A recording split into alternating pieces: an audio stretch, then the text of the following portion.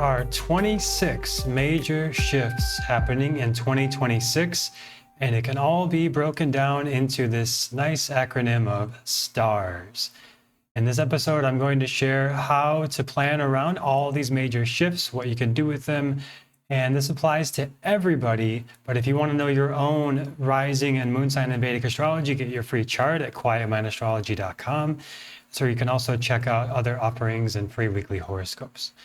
So STARS starts with the S of symbolism, T for transits, A for axial eclipses, R for retrogrades, and S for seasons. So these 5 categories make up the 26 major shifts happening this year. So that's easier to remember. STARS, S-T-A-R-S. So the first thing is the symbolism of 2026 is pretty powerful. So the first thing to know is that this year is ruled by the graha or energy of the sun. So the sun has to do with finding your sense of power. 2026 is a year of stepping into your authority and your power. What brings you energy? If it doesn't bring you energy, this is the year to let it go and focus on what does bring you energy. And in numerology, it's a 1 year. So the number 1 is ruled by the sun. Sun is number 1. Without the sun, we don't exist. None of this is here at all. So number 1, numero uno, is the sun. And that is about finding new beginnings and initiations. So 2026 is a year where you are initiated into a new chapter of life. Last year was a 9-year. These go sequentially. So 2025 was a year of 9 endings, completions, ruled by Ketu. Ketu is about letting things go, releasing things. And spiritually, it's wonderful, but materially, it can be very challenging emotionally and material issues. But now 2026 is a fresh start, new beginning, new potential, especially around early January, mid-January when this starts, and then all the way through the year. And then in February begins the Chinese zodiac year, which I'm also going to touch on here because it's an element of fire, like the sun, and it's the animal of the horse. So this is starting in mid-February 2026, going all the way for 1 year. So ending the year of the snake, 2025, the year of the snake was about shedding skin, transformation. It's a bit more intense. The horse energy is strong, stable. It can be intense, but it's more of a strength and stability kind of energy, like the sun, like the fire element. So this is the year for taking swift action, beginning new things, and moving towards what you really want. But there's a sort of grace to it as well, and a power to it.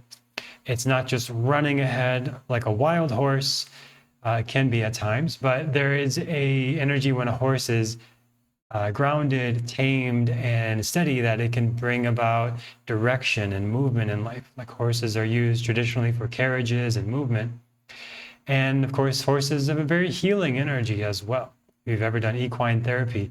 So this year can be a very healing, nourishing energy when you harness all the power of new beginnings, of the fire element to transform, to initiate, and the sun, which is about your power and authority. Very powerful energies this year in the symbolism. Moving along into the transits, the T of our STARS acronym. So there's transits that are major, minor, and lunar throughout the year, but we're going to talk about the major ones here. But if you want to know about the minor ones and the lunar transits, that's what we do on the weekly horoscopes. So subscribe for those if you're not getting those. Those are where we go more in depth of the weekly energies and the more specific energies. The major transits kind of color the major theme of the year. Like if there was a headline or a major title of the year, this is where the major transits come in. And there are 4 of these in 2026. The first one is Jupiter moving into Cancer on June 1st. So this is exalted. This is all the good things, all the best things in life. Jupiter is the great benefic. It's the most positive graha. Being in Cancer, it's a very nourishing energy. It's feeling like home. You're finding the sense of what really lights you up and nourishes you. With that sun energy of the major theme of the whole year, from June to late 2026, This is a time where you start to find what really feels like home to you, what nourishes you. It's a grounding energy, but also expansive. It's a sense of having what you need, but also growing into more. It's a very positive energy for everybody. If you want to know more specifically, we'll cover that in other episodes. But look where Cancer is in your chart, the number 4 on my free chart calculator at quietmindastrology.com. That house is where this positive, expansive, nourishing energy is for you. And we'll cover that more in future episodes. The other big date in transit to note is Jupiter will visit Leo on October 30th because it's going to stay there a little bit and then retrograde shortly after. So basically November, we're going to have Jupiter in Leo just through November. And that's going to bring more of this expansion to your sense of power and authority, like the sun energy I mentioned before, like the new beginnings. So November is a powerful month for stepping into more of your power and leadership. And the fiery energy is very strong in November. So if there's anything like growing a business or taking on more responsibilities or being more visible, sharing yourself more online or sharing your gifts more with others, or somehow like starting in roles of leadership or management, that's very good in November of this year. And then it'll come back in mid-2027 for roughly a year from there. But it's going to be a total of a year in the Leo energy, just a little visit now in November. The third major transit of the year is Rahu moving to Capricorn on November 25th.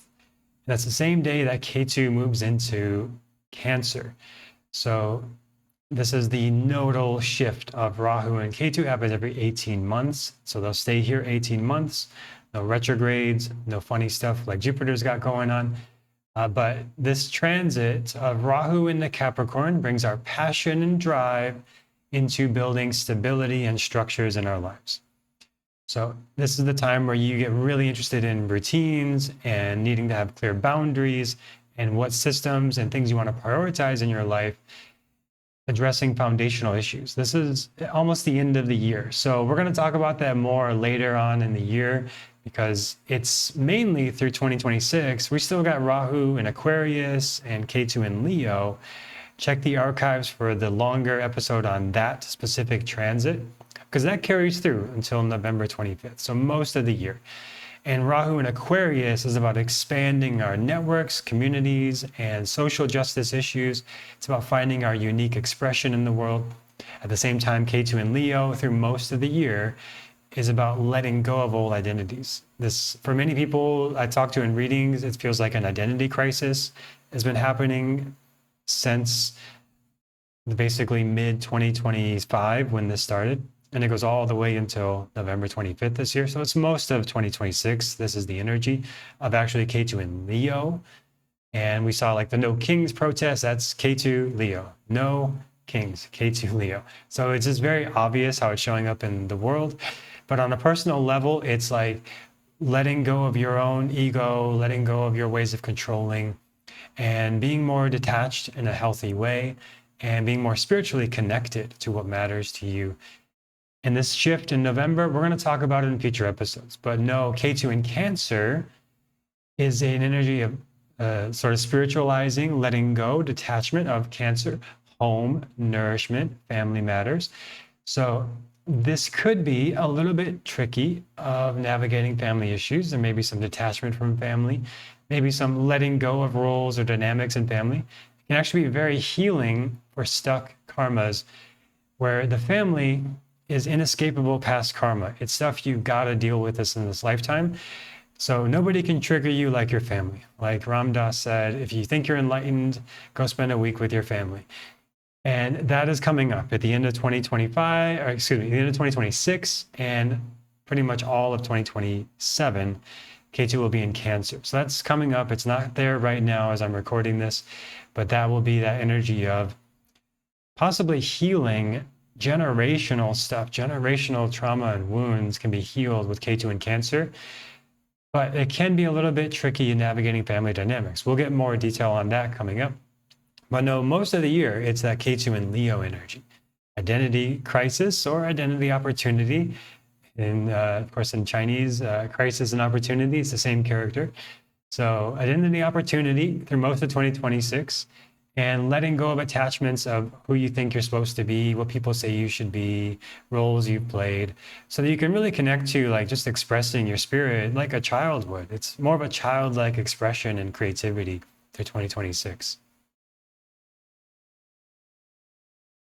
The third letter of our acronym STARS is axial eclipses. So I had to kind of wedge this in here. So I didn't want it to be stirs, but it has to be stars. But we're talking about the axis shifts, the eclipses. The eclipses are the big portals of the year. These are super, super important dates. February 17th, March 3rd, August 15th, and August 27th. These are the dates to just clear your calendar. No major decisions, no risky behaviors, no big movements, no big changes on these dates. In the old text, they say that on these dates, we're not thinking clearly, we're not seeing clearly, so we may have poor judgment, we may make mistakes, we may start things that end up having unforeseen faults and issues to address later on these specific dates. But there's a 6-week window. So 2 weeks before February 17th and 2 weeks after March 3rd. That's eclipse season 1. So eclipse season 1 is beginning of February to mid-March. Eclipse season 2 is beginning of August to mid-September. Those 6-week windows are the portals of the year. Because they are the eclipses, they're affected by Rahu and Ketu, the karmic nodes. Rahu is what we move towards in this life. Ketu is what we let go of and develop more intuition and embodiment around. And this specifically, the first eclipse season is about Satabhisha, where we find healing. This could be a very healing month of February. And Purva Falguni is where we are stepping more into this sort of role of big picture, of letting things go, not needing to control everything, asking for help, being collaborative and connected with others. So it's, you think of Leo, that eclipse is in Leo, you think of like the boss, the authority of Leo, but Purva Falguni is actually more like the boss who knows how to work with a team, who knows how to collaborate, who wants to create community and connection and gatherings. It's a lovely, harmonious energy. There is leadership there. So it's this energy in March of like what you want to create collaboration, community around. And maybe you're joining communities, you're collaborating communities. And in February, you may be exploring different healing modalities. You may be stepping into more of your own healing abilities yourself. These are wonderful energies for growth, but there could be potentially a healing crisis in mid-February. In Purva Falguni, there could be an identity crisis. Like I mentioned, identity crisis is kind of a theme of the most of the year, or identity opportunity, again, through most of the year. And just to say, I also have a deeper guidance for all rising and moon signs of the challenges and opportunities for your rising and moon sign. That's in the Mindful New Year program at mindfulnewyear.com. So if you want the written write-up for all of the challenges and opportunities for you, check out Mindful New Year. That's in there. That is super helpful. It's something I reference all throughout the year myself. I find it super helpful. So check that out, mindfulnewyear.com, if you want to see all the challenges and opportunities going on. And then the second eclipse window, August and September. We have the solar eclipse in Cancer, Auslasia, the lunar eclipse in Aquarius and Dhanishta Nakshatra. So this is deeply healing. So Kundalini awakening is a term thrown around a lot. But that's when you sort of awaken to your potential and energy, and you can't really go back. So I'll share personally my experience. I remember when I was younger, like I'd watch movies and play games and things. And I remember distinctly this moment when I was like 15, when like the plot of the movie like clicked for me. Before that, I was kind of just unconscious to it. And like you think of like sometimes with like animal, we try to get their attention, or like a little baby, we try to get their attention, like jangling keys or something. There was a part of me that was unconscious of like storytelling and like seeing the bigger picture of what's going on. My experience of movies before that was like, it's just a bunch of things happening and like funny moments and interesting things and explosions and laughing and whatever. But I distinctly remember this moment where it was like, it wasn't just that, it was like the whole plot suddenly like revealed itself to me. And maybe that happened to you when you were like 6 and this is like not a big deal. But it was like really surprising to me, like how much I like wasn't really seeing the plot of the story before that point. And then a couple years later, I had what I would describe as a Kundalini awakening, which led me to find my Kundalini teacher. And then he also was my astrology mentor I was like 19 or so, and he got on that path. So that was like, then I started to become aware of like the food I was eating, the people I was spending time with, the material I was reading and consuming, and everything was like, whoa, like this is not just random things happening. This is like, there's a bigger thing happening.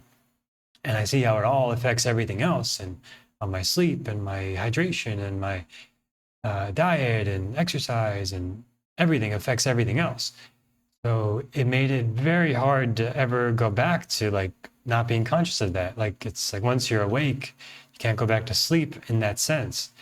And that is the kind of thing we can find a little bit in February, but a lot in August. Powerful stuff. So I highly recommend you have some sort of grounding practices in place in July, August, September. This can be as simple as like 5 minutes of sitting in meditation in the morning. It can be more complex or deeper than that. I have yoga practices on quietmind.yoga if you want to check those out. But Aslesha is like that Kundalini awakening, transformational, deep insight, deep transformation energy. It's like astrology. This is a very Aslesha thing we're doing here in studying Jyotish, Vedic astrology. So that is a very powerful shift. Maybe arguably the most powerful one, because Jupiter will be in Cancer as well, bringing expansion to all this and growth. The moon and Jupiter together, Jupiter's in moon sign, the moon is there in the eclipse. Very powerful in August.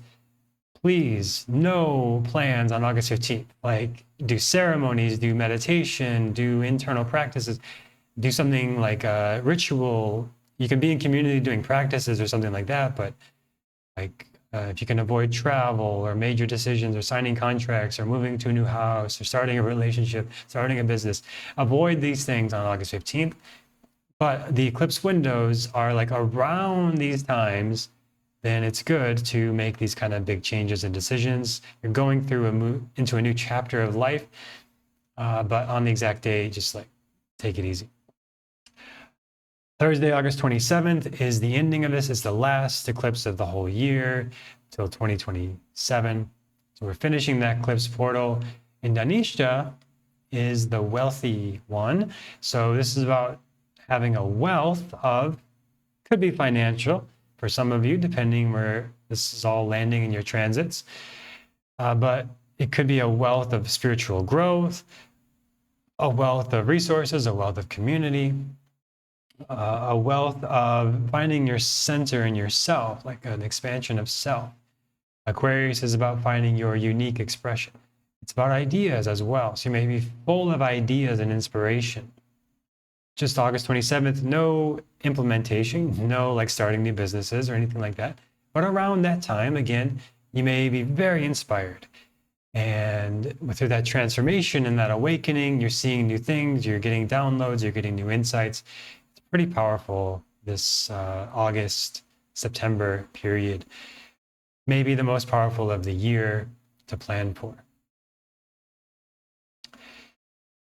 Stars, S-T-A-R, R for retrogrades.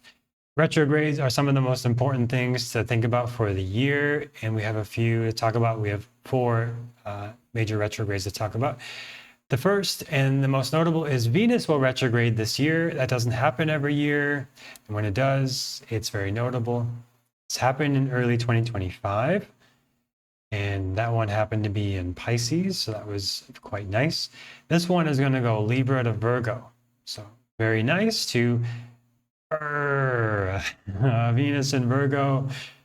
is very practical and logical and serious. And it's like you got to deal with the stuff. And in relationship, sometimes that's not pleasant. So that's a little bit of a friction energy, especially in November for that one. But in October, it's quite nice, actually. You're going to go back over relationship stuff, learn new lessons. Retrogrades mean all the RE words are very relevant. Reviewing, revisiting, revising, redoing things, not starting new things, particularly with the theme of that graha, of that planet. So with Venus retrogrades, I don't recommend starting a new relationship unless you want a cool story to tell, see what happens. But from experience and seeing it with many, many clients over many years, when you start new relationships during Venus retrogrades and you advance relationships during Venus retrogrades, you got to walk it back, maybe all the way back to divorce or breaking up. I guess that's not funny, sorry. But I mean, it's like, just don't do it. Like if somebody proposes, like, could you just ask me again in 6 weeks, please? Like, if you find somebody and they're just the most amazing, magical person you've ever met, like, and it's so good, they'll be there in 6 weeks. It's okay. Like, come back. Like, there's no rush. But this may be the time where your exes hit you up, especially those people with narcissistic personality disorder. They want to make sure you're still around if they need you, and they'll start texting you. Avoid, delete, don't respond. So it's not the time to like try to rekindle your old romance and just, let's hope for the best. Do it after the retrograde. But when the retrograde comes, these people might come back into your life. These patterns might reappear, relationship karmas, to be healed and resolved.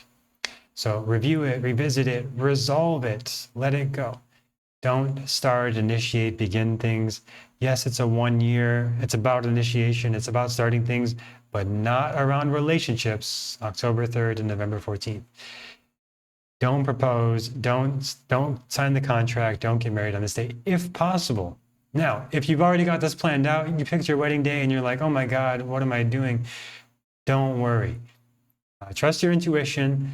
Do remedial practices like chanting the Venus mantra around this time, or doing Venus remedies. But really, if you can avoid it, you're listening to this, you're into astrology, just avoid it if you can. Why not? It's not that big of it. Just a few weeks, you can move things around a bit. Jupiter retrograde. By the way, we'll talk more about these during the months of the year ahead. We'll get into it. So, we're going to come back to this. This is much deeper. We're going to talk about it for the rising and moon signs as well, because it's much deeper. Jupiter retrogrades every year. So not the biggest deal, but we're starting the year with Jupiter retrograde until March 10th. It's in Punarvasu. That's kind of nice. Going back to teachers from the past. I've talked about this recent episodes where you can check that out, but this is actually quite a nice energy in Punarvasu, which is Jupiter Nakshatra. So it's going back to teachers, returning the teachings that helped you, returning the paths that inspired you. It's a renewal energy, quite nice thing. It is in Gemini, so you may still feel a bit overwhelmed, overanalyzing things, decision fatigue, these kind of things until March 10th. It will pass, it'll move forward, especially in June 1st. It's going to be much better. But yeah, this first part of the year is a little bit like that of just go back to teachers that inspired you and, maybe go deeper on those paths. Jupiter will also retrograde in December. So it's going to be in Leo. It's going to go back. So we're going to end the year with Jupiter going back through Leo. We'll talk about that when we get there. But all that to say, the end of the year, no big plans around big decisions if you can. A lot of people travel around this time of year, so that's fine. It's a good end of the year to do review. Basically try to keep the end of the year scheduled to be more internal, more reflective. And you could look at what happened as Jupiter retrograde at the end of 2025. It's a similar vibe. But it'll be in Leo this time, so it's a bit less difficult. It's a lighter energy than it was at the end of 2025, but similar. And then Mercury, the one that gets all the attention, it happens 3 times a year for 3 weeks, so it's not the biggest deal. But again, I talk about this all the time, just no new technology, no new business projects, no new contracts, if possible, during these dates, late February, late June, late October. And these Mercury retrogrades are going to move out of water signs of 2025, going back over emotional stuff. 2025 was a lot more emotional release intellectually. Those of you who are more intellectual, you may have felt more emotional than usual. Those of you who are more emotional, you may have felt off the deep end with the Mercury retrogrades going back over emotional territory of 25. We got one of those in February, late February. And then these ones throughout the rest of the year, June and October, are in the fire signs. So those will be more about going back over actions and activities. We'll talk about this later in the year when we get to it. But just to mark in your calendar to plan for this, no new technology, no new contracts, no new projects here. If you get inspired, if you have the most brilliant idea you've ever had during Mercury retrograde, just wait, just come back to it. Just 3 weeks, come back to it when the retrograde passes, and then move forward. And see, maybe you'll find, I find this many times, I get like so many ideas in the retrogrades, and then and when it's done, I'm like, I don't actually think I should do any of these things, maybe one of them. And then it's like, I didn't waste a lot of time on it. And you may need to re-communicate things, redo things. What it's good for is like cleaning up messes, cleaning up files, filing systems, organizing your life, cleaning out closets, revisiting trainings and lessons you've learned, revisiting ideas that you've accumulated. If it's been in the works and you've like, let's say in January, you get this new business idea and it kind of has some setbacks, it goes slow. And by late February, when Mercury retrograde hits, you want to focus on that business idea you had in January. Fine, it's good, go for it. It's like it's been in the works. But if it's just brand new during the retrograde, just wait it out. Oh, one more, Saturn retrograde. This happens every year, so not a huge deal. It's second half of the year, Saturn's retrograde. The general advice historically with Saturn retrograde is no starting businesses during Saturn retrograde. Saturn is hard work and business and practical structures. So if you want to start a business in 2026, do it before July 26th. And otherwise, wait till next year. And again, if it's been in the works, I think with the retrogrades, if it's been in the works before July 26th, you're okay. But new ideas, generally, it's recommended not to do it. I don't think that's the biggest deal. It's okay if you start something. Contracts, commitments, new processes, routines, generally, retrograde Saturn is more about like revisiting, revising, returning to things rather than starting new ones. So the big foundational things in life, like your schedule, your routine, the structures, your work you do, ideally that's established by July and refined after July. Improved, developed, refined. So that's in Pisces. Saturn in Pisces is an interesting energy we've talked about a lot in the last year. It's boundaries and boundlessness. It's structured and resistance to structure. It's limitations and freedom. Both. These energies are trying to work together. So we see things like the world changing and trying to develop new boundaries around things like immigration. Saturn is like work, and Pisces is like foreign and like visas. So we see a lot of issues of 2025 around work visas globally, and immigration laws changing, and tariffs, and like imports and exports, and issues to do with the exchanges, the agreements, the negotiation between exchanging between countries and currencies and economies. That's Saturn and Pisces. So that's going to continue throughout the year, all 2026. So if you have any visa issues, travel issues to foreign countries, work-related travel, the work travel that requires hard work and commitment, and you're dedicated and you are working hard, you're going to be better off with this. If it's not, it's going to need to be restricted, limited, challenged. So there's more just tightening up of these kind of things around the world, all through 2026 still. And much more to say about it. We'll talk about it throughout the year. It's an ongoing thing. Check out my past episodes on Saturn and Pisces for more on this. That's an ongoing theme. But when it's retrograde, it's like we're going back over lessons with these things and revisiting those issues and improving the structures and going back to routines that really worked for you in the past. Spiritually, this is great. So anything to do with seva, service, volunteering, donating, just sharing for the sake of sharing. Like in the Bhagavad Gita, it's like you share for the sake of sharing, not for the fruits. That's the kind of energy of all of the year with Saturn and Pisces. Stars, S-T-A-R-S. The last S is for seasons. And we kind of zoom out again now as we look at the 4 turning points of the seasons. The equinox on March 20th, the solstice on June 21st, the equinox on September 22nd, and the solstice on December 21st. Now, depending on if you're above the equator or below the equator, these equinoxes can be winter or spring. But for all of us, we experience it on the same day. So the March equinox, most of us listening are in the Northern Hemisphere, and I'm back in the Northern Hemisphere now in Mexico.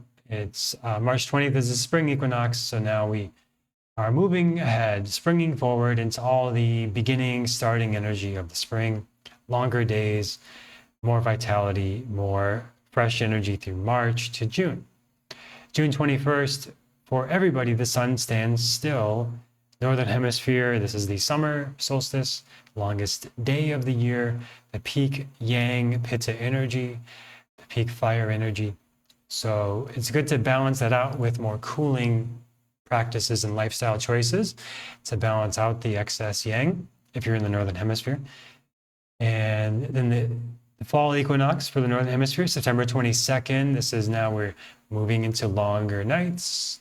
We're shifting the balance. Of course, on the equinox, the day and night are equal length. The sun and moon, the yin and yang, the masculine, feminine are equal on the equinox, and fully polarized and imbalanced on the solstices.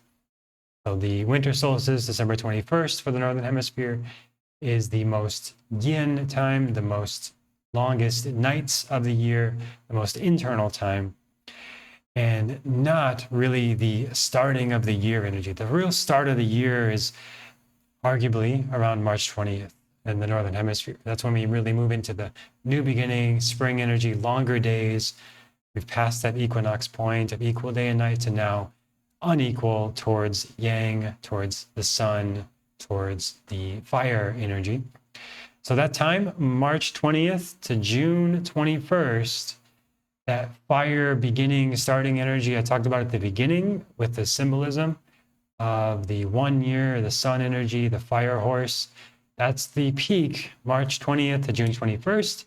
Tapers off a bit until September 22nd. And then it really tapers down and we decline from there by December 21st. So it's a nice progression through the year, a lot of movement starting. Fire is stronger this year than the water of last year, the letting go of Ketu. We're in now the authority, the power, the strength of the sun, the fire of beginning. At the same time, Jupiter's in Cancer. This is a very expansive energy emotionally and in home matters. It's very positive in every sense. It's auspicious in every sense. It's a very, very positive energy overall for the year, especially from June 1st until December, essentially. And that's very, very nice. And that's the overview of the year. So again, if you want to know more about this, you can check out mindfulnewyear.com and get this plus my full overview of the year and the horoscopes for yourself. I included in there a way to review the past year. This is super helpful.